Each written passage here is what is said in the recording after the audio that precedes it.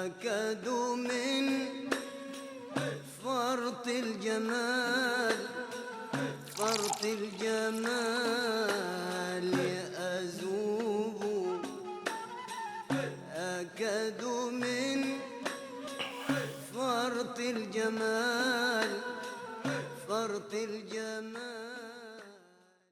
سنة 75 حصلت عاصفة كبيرة جدا في البرازيل أثرت بشكل كبير قوي على إنتاج البن. البرازيل وقتها كانت مسؤولة عن إنتاج 70% من البن اللي بيتصدر في العالم. بسبب العاصفة دي حصلت أزمة البن العالمية وسعر البن بقى 400%. يعني لو كيلو البن كان ب 10 جنيه بقى ب 40 جنيه، وده بسبب قانون العرض والطلب. اهلا بيكم على الطبيعي، معاكم رامي طارق. سامع حد بيقول هناك يا عم وانا مالي، عرض ايه وطلب ايه؟ طب اصبر معايا بس يا ابن بلدي، ما تعملش سكرول. هحاول ابسطها لك واشعبلها على قد ما اقدر، لان العرض والطلب ده حاجه بتاثر علينا كل يوم في حياتنا. تعال ابن بلدي نشرح ببساطه يعني ايه عرض وطلب. الطلب هو كميه المنتجات اللي الناس المستهلكين مستعدين يشتروها بسعر معين، والعرض هو كميه المنتجات اللي اصحابها المنتجين مستعدين يبيعوها بسعر معين. في عوامل بقى بتاثر على العرض وعوامل تانية بتاثر على الطلب، وخلي بالك الله يكرمك في عرضك مش عرض وطول، لا عرض وطلب. من العوامل اللي بتأثر على الطلب اللي هو كمية المنتجات الناس مستعدين يشتروها بسعر معين. دخل الناس لما بيزيد، العامل ده مهم قوي. يعني الواحد لو دخله زاد، بدل ما يخش السوبر ماركت يجيب كيس، يجيب عربية يا عم ويملاها من خيرات ربنا. وحاجة تانية هتأثر على الطلب، توفر بدايل للمنتج. زي زمان ما كانش فيه غير بيمبو وكوفرتينا. ايوه كوفرتينا، بتاعت كوفرتينا على العريس. موافقين.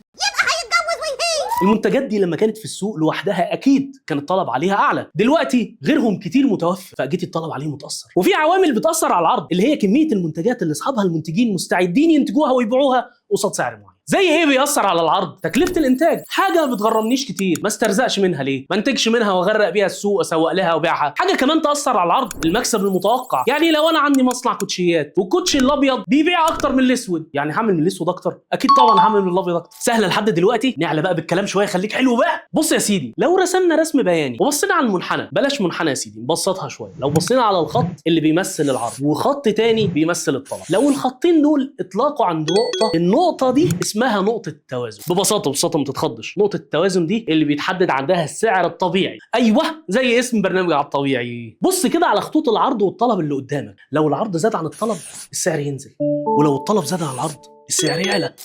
تهت مني؟ دي ببساطه فكره العرض والطلب. في حاله البن وقتها ما كانش فيه بديل حقيقي والناس كانت متعلقه بيه جدا. العرض قل العاصفه والطلب فضل زي ما هو، بس السعر علي بشكل جنوني. لو تفتكر فتره الكورونا والماسكات والكحول، ازاي الطلب زاد والعرض ما كانش كفايه. تعال بقى نحط مثال بمنتج زي العلاج الطبيعي. معلش ما تزقش، هو تخصصي اللي بعرف اتكلم فيه، هعمل ايه يعني؟ هنتكلم في العلاج الطبيعي، وان شاء الله لو السيزون ده نجح السيزون اللي جاي هكلمك في تخصصات تانية بناء على طلباتكم. وايه بقى اللي يأثر على منتج زي العلاج الطبيعي؟ لو غلي معناه انه نادر ولا معناه انه خدمه محترمه؟ ولو رخص معناه انه متوفر ولا معناه انه خدمه رديئه؟ طب ما تعرفيش جلسه العلاج الطبيعي ممكن تبقى بكام؟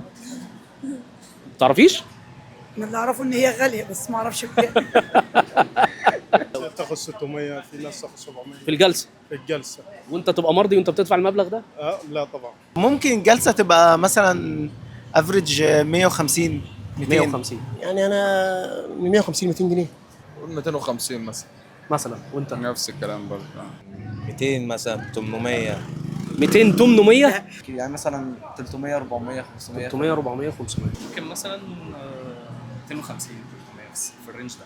كويس قوي. بص حضرتك، هو انا كنت بتعامل مع دكتور علاج طبيعي، كويس فكانت يعني ساعتها من حوالي سنتين كان بيحسب لي الجلسه ب 350. والله وانا ما عملتش علاج طبيعي قبل كده، بس يعني هو اللي انا اعرفه العلاج، مامتي كانت بتعمل علاج طبيعي فكانت غاليه جدا. يا سلام، يا ريت. كام بقى؟ ما يعني كان من زمان، من 4 سنين. بكام يا تقريبا؟ يعني حوالي 350، بس الكلام ده من 4-5 سنين. بتوصل ل 300 و 350 جنيه في الاماكن النظيفه. اظن ممكن تبقى 500 600. اسمع بقك ربنا يا شيخ. وانت؟ لا مش يعني اقل من كده بكتير. قال كام؟ 350. انا بقول لك العادل، هو قال العادل. يعني الراجل 350. قال لك 500. 350. الراجل قال لك 500. هو 350. ما بين 500 ل 1000. من 500 ل 1000 ده سعر كويس جدا. يعني عادي اي حاجه بصحتي مش هتستخسر. لا مش هستخسر. 1000. يا ريت. والله انا دكتور علاج طبيعي بقول لك يا ريت والله.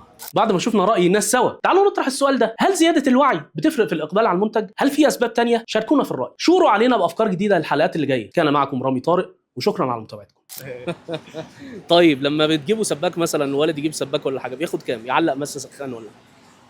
لا ده هو لوحده بياخد على العمولة ممكن ياخد له 300 400 جنيه. 300 400 جنيه في السباك، ومش عايز تدفع 600 جنيه للدكتور؟